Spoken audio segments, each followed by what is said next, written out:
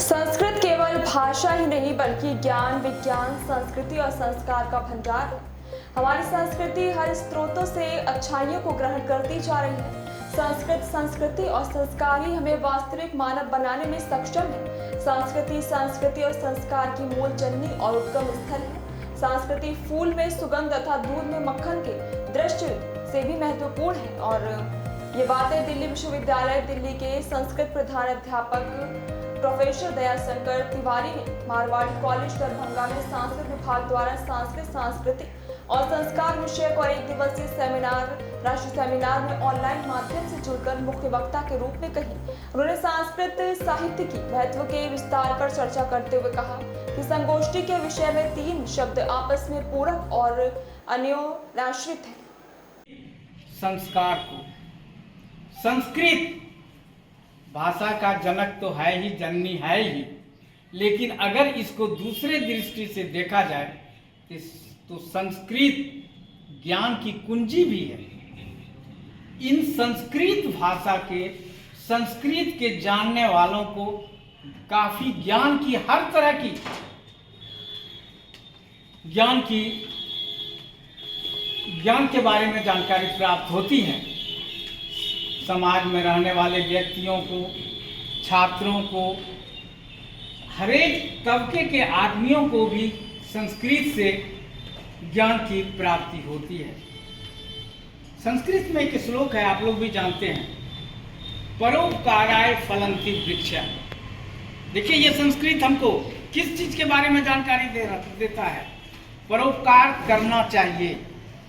परोपकाराय फलन्ति वृक्ष, परोपकाराय बहन्ति नद्यः, परोपकाराय दुहन्ति गावः। ये सारे दूसरों के भलाई के लिए हैं, अपने फल कभी नहीं एक चखते हैं। वृक्ष कबहू नहीं फल चखे, नदी न संचयी। बात सही है। देखिए ये सारे चीज उपकार के लिए हैं। तो संस्कृत हमें उपकार की महत्ता को बताता है, छात्रों को ज्ञान की बातों को बताता है। काक चेष्टा बको ध्यानम, अल्पहारी माया त्यागी, विद्यार्थी पंच लक्षणम। विद्यार्थी के लिए भी उन्होंने ज्ञान की बातों कर दिया। विद्यार्थी अगर अल्पहारी नहीं करे और असुर के तरह खाना खा करके पढ़ाई करे, इट इज नेवर पॉसिबल, है कि नहीं?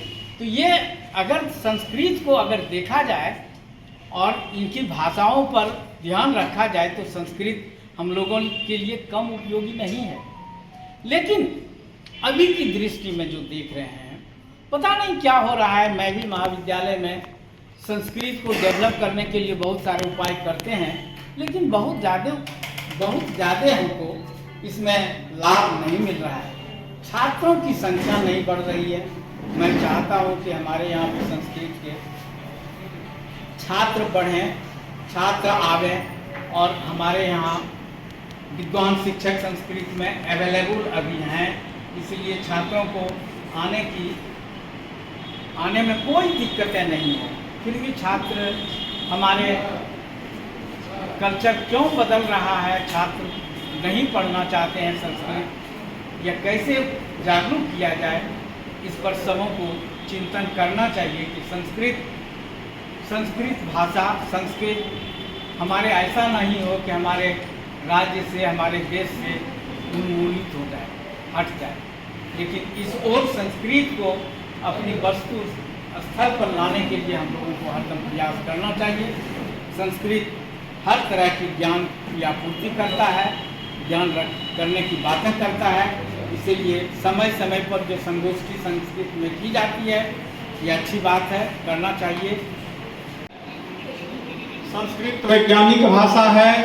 संस्कृत के शब्दकोश बहुत विशाल हैं, और संस्कृत में विशेष रूप से 2 शब्द जो और जुड़े हैं, संस्कृति और संस्कार। उसका जो भी जननी है, उसका जो भंडार है।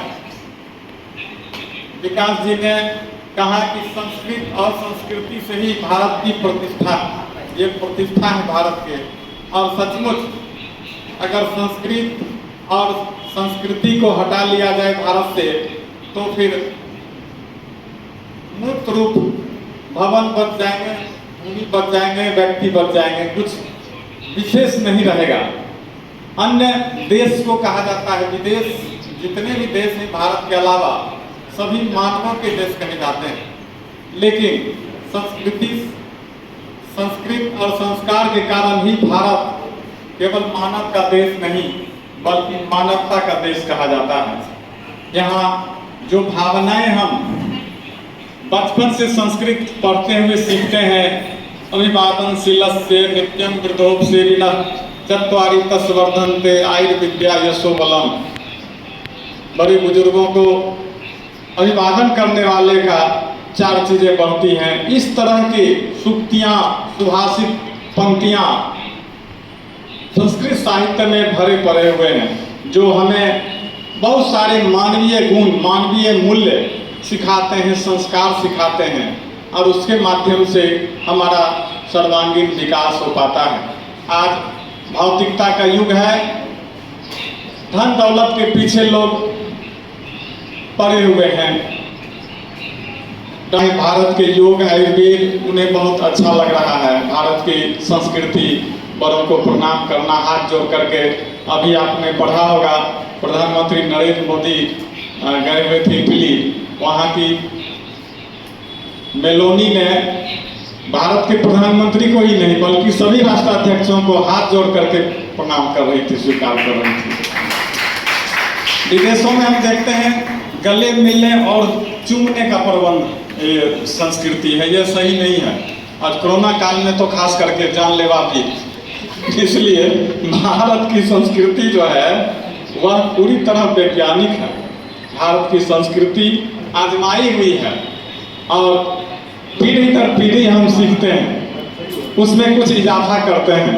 संस्कृति हो, संस्कार हो या कोई भी भाषा हो, समय के हिसाब से निश्चित रूप से देश काल परिस्थिति के अनुसार उसमें परिवर्तन, परिवर्धन और उसका विकास होना आवश्यक है।